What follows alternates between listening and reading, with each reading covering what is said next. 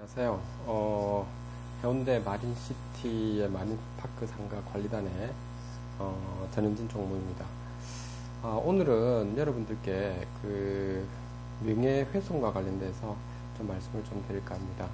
아마 시중에 여러분들 많은 어떤 인터넷 사이트를 보면 언제가 그런 명예훼손과 관련된 부분에 대해서 불미스러운 사태가 좀 일어나는데요.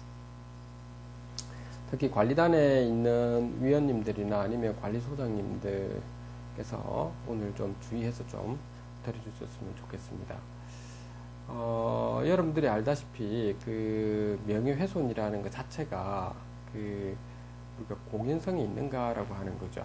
그 불특정 다수 아니면 다수인에게 인식이 가능할 정도로 공공연하게 어떤 사실을 적시를 했다든지 허위 사실을 갖다가 유포하는 경우죠. 또 어떤 경우는 어떤 한 1인이 그 소문을 갖다가 퍼뜨려가 다수에게 기하급수적으로 퍼지는 경우에도 마찬가지일 겁니다.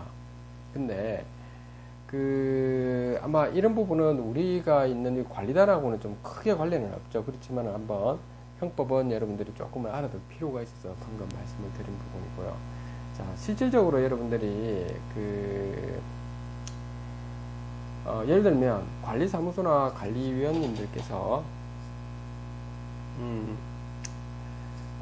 공공의 어떤 이익에 관한 사실을 갖다가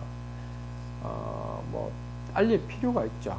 먼저 알릴 필요가 있는데, 특히 예를 들면 관리비 관련된 부분이 1년이나 2년이나 이렇게 지체가 되어가 심각하게 공익에 피해를 주는 사례가 있지 않습니까? 또 반면에 여러분들이 좀 보게 되면 개인에 대한 어떤 자유권이라고 해야 되나요? 그러한 권리도 좀 인정을 해줘야 될 부분이 있습니다.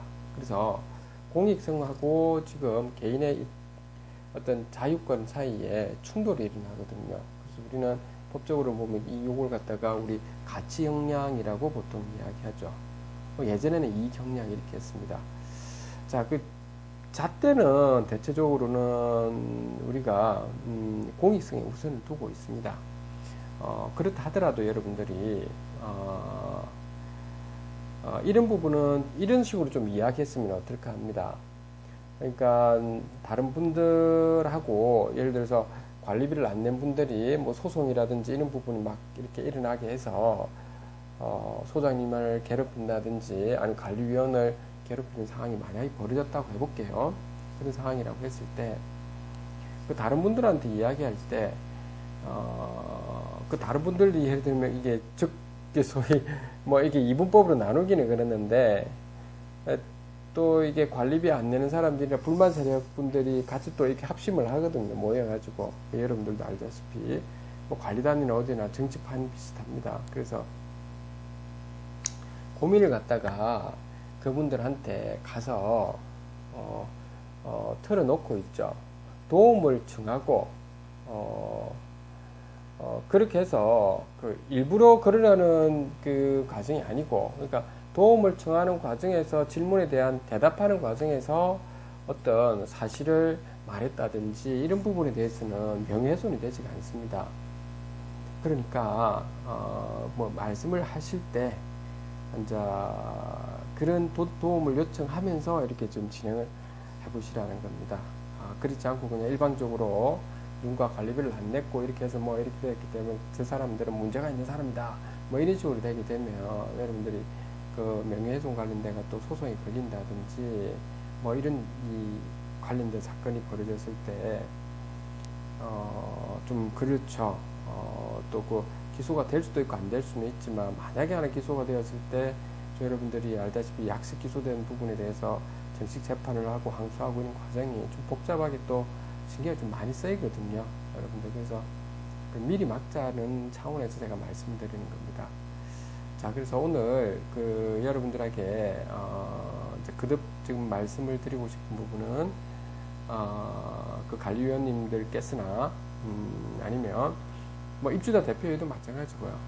또는 관리소장님께서 공익적 목적을 위해서 어쩔 수 없이 사람들한테 필요한 경우에 알려야 된다라고 했을 때 그런 경우에는 여러분들이 그 고민을 이렇게 그분들한테 털어놓으면서 도움을 청해야 됩니다. 뭐 이런 좀 문제 때문에 좀 일이 좀 많은데 좀 고민이 되나요? 어떻게 했으면 좋겠습니까? 라는 그렇게 이야기를 해서 그분들이 그 질문에 그 누가 그러는가 하면서 막 이런 식으로 답변을 해오죠.